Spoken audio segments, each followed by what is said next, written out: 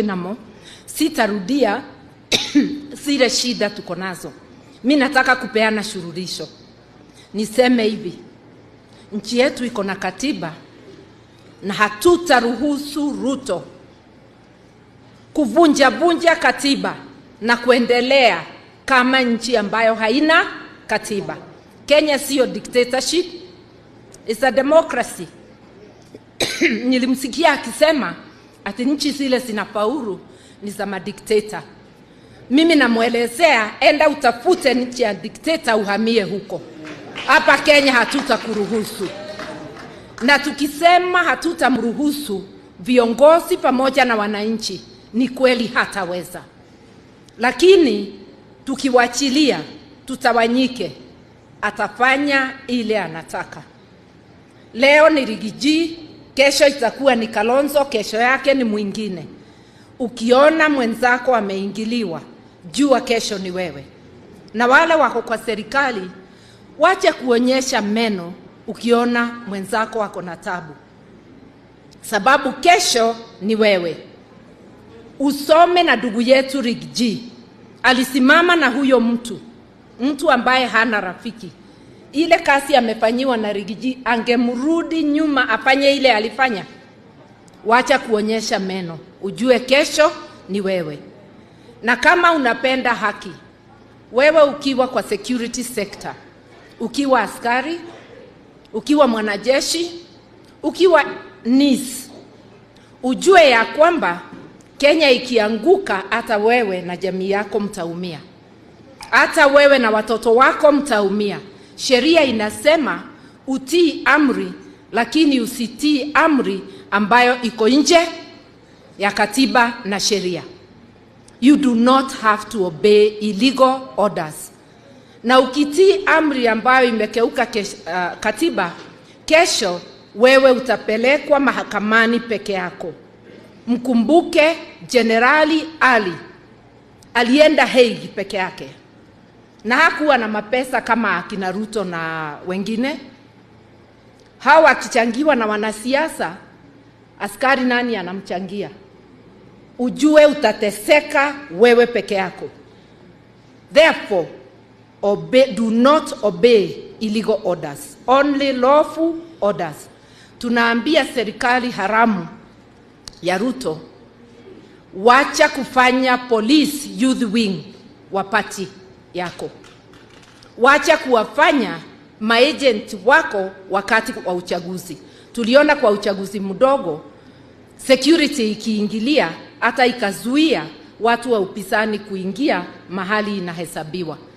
Tumeona wakiingilia, wakisimama bila kufanya chochote, wahuni wapige watu wa upinzani na waharibu mali yao. Hiyo ilionekana mbele na ikaonekana kule Malaba. Hatutakubali. Tuko na uchaguzi mwingine mdogo kule Embu na mahali ingine kadhaa wa kadhaa. Tutarudi kwa meza tena tukiwa upinzani. Tujue ni ipi tutafanya. Hatutakubali uchaguzi uingiliwe na watu wa security. Na nyinyi msikie, sababu it's not your work. Serikali inakuja inaenda, kesho hujui ni nani. Utakuwa wapi na hiyo kazi yako kama utaanza uchafu wakati huu? Hatutakubali mali yetu, mali ya umma kuvunjwa. Hatutakubali kodi yetu iwe ni ya kutajirisha wachache.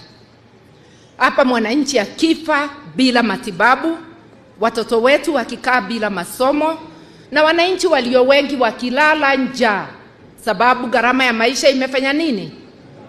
Hiyo kazi zote nasema na zingine nyingi hatutaweza bila kuungana. Mwito wetu ni tuungane, tujikomboe.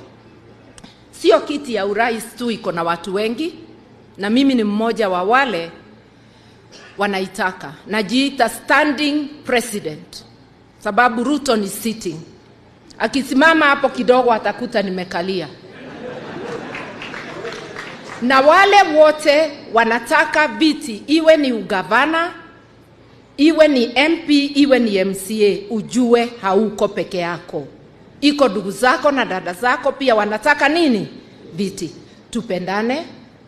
Yule mmoja atapata bahati, tukifanya mahesabu yetu ya upinzani, tuache apeperushe bendera, wengine wamfuate wakiwa nyuma. Tusipofanya hivyo, tutakuwa tumempigia kura muhaini, anatutesa, ametukanyanga katika koo. Mimi nawaomba sana, mwito ni kuungana, tujikomboe. Na ndivyo tuko hapa leo, ndivyo mlituona tukienda kule kwa polisi, ndivyo mmeona tukiwatumia barua. Hii vita tutapambana Kenya, tutapambana East Africa, tutapambana in the international arena.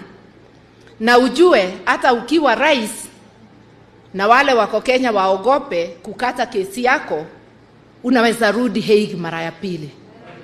Uelewe hivyo. Usifikirie sababu ushaenda huko ya kwamba uko na immunity. Hiyo usifikirie ni sindano ulidungwa ya immunity. Njia ni ile ile na unaelewa, na tunapanga ushahidi. Na angalia hiyo barua tulimtumia. Jina ya kwanza ilikuwa yake as chairman of the Security Council. Anakeuka sheria na anajua.